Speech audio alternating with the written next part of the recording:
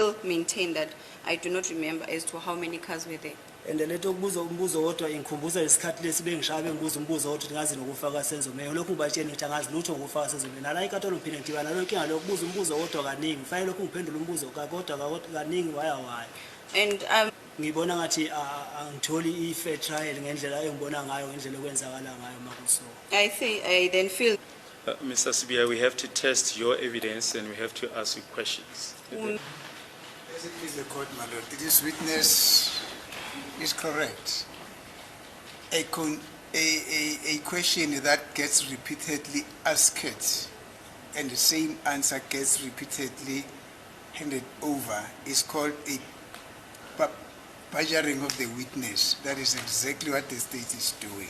He's not asking this question in order to test credibility. It's only badgering him.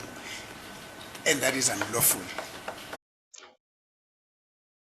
So that is what Advocate Baloyi was doing there at the Senzomeyiwa trial, as he was repeating the same question, over and over again. It's really surprising, why he would be doing that. So Advocate Mnisi came in, and explained and said, that is badgering of the witness. So Moses Sibiya, he was constantly being asked the same question over and over, where he says he was being assaulted, when he was being asked about what happened to Senzomeyiwa, why did you do this to Meyiwa? And Moses Sibiya was constantly saying, what, I didn't do this. And now he's back in court. The same thing is happening again. He's being asked the same question over and over again. So you can see that there seems to be a huge problem here with the way Baloyi is asking these questions. The reason why I say it's a huge problem, it is because Baloyi himself, he never did this kind of behavior with Brigadier Kininda. He never repeatedly asked the same question, or any of these other witnesses. But when it comes to Moses Sibiya, this is where now he is continuously or repeatedly asking the same questions. So I feel like maybe he's trying to look for a gap, maybe a slip in the tongue, where Moses Sibiya might end up mistakenly saying something that he didn't want to say. Maybe that's what he is looking for.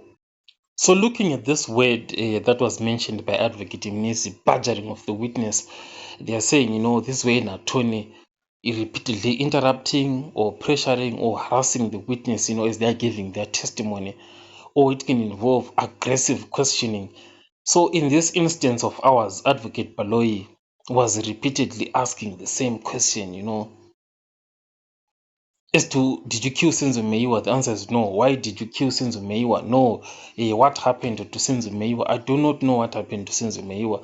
But Senzomeyiwa, this and that, you can see that it's being asked the same thing over and over again. To solve this thing once and for all, they simply need to call the people that were in the house, Kelly Khumalo and Gladness Khumalo, and ask them those questions. Asking these people that were not inside the house, it's not making sense, even if you try to give Advocate Baloyi the benefit of the doubt here, as he is badgering the witness here, from this definition that we are seeing here of harassing or intimidating a witness during questioning. If you can repeat these questions to someone like Longo Twala, who was in the house, it might make sense, because those guys saw what happened.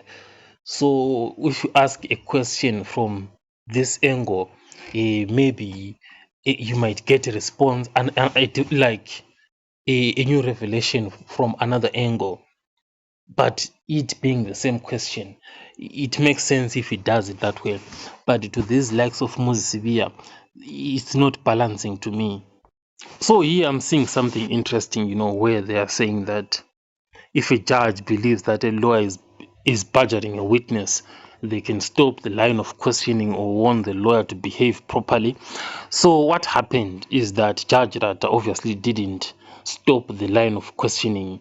He just let things to continue That is after Advocate Mnisi came in, with that view that Baloyi is badgering the witness. Then Baloyi gave his side of the view. So Judge Rata did not make a ruling on that. And that's who he is sometimes. He never cautions the state or even the defense sometimes. He just let these things just to flow as they are. So that's just who Judge Rata is sometimes. So maybe it's because the line of questioning, it was like right on the edge of the line, like it was not clear that Baloyi crossed the line. So Judge Rata let it pass, to see if to see things clearly, because on first glance you might not grasp the true picture of exactly what is going on. So he might have just to let it pass. So that is it about this entire issue of Baloyi repeating the question. But at least, Moses Sibiya he has put his case on the table, and I'm sure Baloyi is going to know going forward, that this guy that I'm dealing with in Moses Sibiya is going to fire back at me again if I keep on repeating the same question, because sometimes saying that is important, even though a Judge Rata might not intervene, but it makes it like a warning, by Moses Sibiya saying it, a warning in such a sense that if it gets repeated again, then Moses Sibiya would then go on to say, you see what I'm talking about, this is what I've been saying all along. Now, moving on, to other news and other issues, I've realized, that Bushiri won his extradition case against the South African government. So the SA government, was seeking to extradite Bushiri and bring him back to South Africa so that he faces all these cases and issues, that he committed in South Africa. But that application has been overturned. So Bushiri is not returning back to South Africa.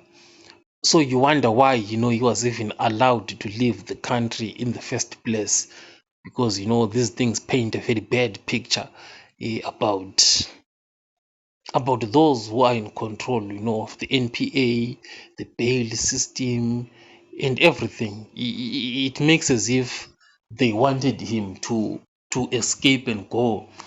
But anyway, this is where we are. Bushiri is not returning back, but at least he's not returning back. So I'll catch you guys on the next one.